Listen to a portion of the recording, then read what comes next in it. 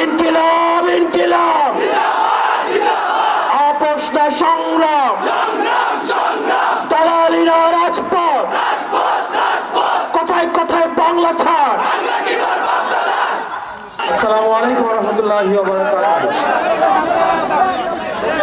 আমরা জানি সুনামগঞ্জের যেই ভূমি 5 মাস চাষ করা যায়, 7 মাস থাকে পানির নিচে, এখানে লড়াই এবং সংগ্রাম ভূমিকে ঘিরে ঘিরে, পানিকে ঘিরে, জালকে ঘিরে। আমাদের এখানে সবচেয়ে বড় যে সমস্যা সেটা হচ্ছে কর্মসংস্থানের অভাব। 5 মাস চাষ করে 12 মাস জীবন নির্বাহ করতে হয়। আমরা সুনামগঞ্জের লড়াই, সুনামগঞ্জের সংগ্রাম, সুনামগঞ্জের জীবন পদ্ধতি, এই বিষয়গুলো সম্পর্কে আমরা অবগত রয়েছি। রাজা যায় রাজা আসে, সরকার যায় সরকার আসে, কিন্তু সুনামগঞ্জের যে জীবন পদ্ধতি, কর্মপদ্ধতি, মানুষের সুযোগ সুবিধা, সেগুলো আগের মতোই থেকে গিয়েছে।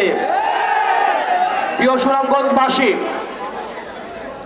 আমরা আপনাদের কাছে আহ্বান জানাবো, আপনারা সুসংগঠিত হন। এই জুম্মার দিনে আমার আগে যারা বক্তব্য দিয়েছেন এবং আমার সংগ্রামী আহ্বায়ক এবং সাধারণ সম্পাদক কিছুক্ষণ পরে বক্তব্য দিবেন, সার্বিক বিষয়ে তারা কথা বলবেন।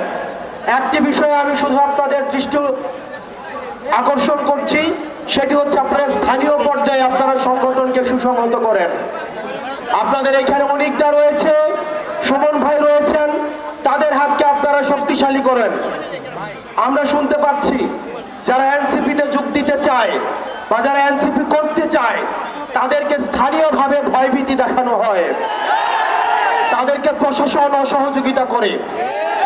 প্রিয় সহযোদ্ধা, প্রিয় সুনামগঞ্জবাসী, আপনারা স্থানীয়ভাবে সুমন ভাই অনেকটার পরামর্শ নিয়ে আপনার উপজেলায় কমিটিগুলো সুসংহত করেন, ওয়ার্ডে ওয়ার্ডে, ইউনিয়নে ইউনিয়নে কমিটিগুলো সুসংহত করেন। আমরা আপনাদেরকে কথা দিচ্ছি, আমরা সাংগঠনিকভাবে যদি সুদৃঢ় হই, আজকে যে 5টা প্রশাসন রয়েছে, আমরা এই 5টা প্রশাসনকে দেখতে পাচ্ছি, তারা তাদের নিরপেক্ষ ভূমিকা মাঝে মাঝে তাদের প্রশ্নবিদ্ধ হচ্ছে। তারা আবার আগের মতো করে, আমরা জানি প্রশাসনের মধ্যে একটা অংশ রয়েছে যারা চায় নিরপেক্ষ প্রশাসন গড়ে উঠুক, কিন্তু একটা প্রশাসন রয়েছে, একটা পক্ষ রয়েছে যারা হচ্ছে সুবিধাভোগী, যারা হচ্ছে তেলবাজ, যারা হচ্ছে চাটার দল, তারা সবসময় প্রশাসনকে তারা হচ্ছে বিতর্কিত ভূমিকায় অবতীর্ণ করে।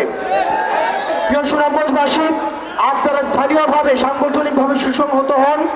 আমরা বিশ্বাস করি এনসিপির মধ্য দিয়ে আপনাদের দীর্ঘদিনের যে লড়াই, আপনাদের দীর্ঘদিনের যে সংগ্রাম, সেই লড়াই এবং সংগ্রামের চূড়ান্ত ফলাফল আমরা দেখতে পাবো।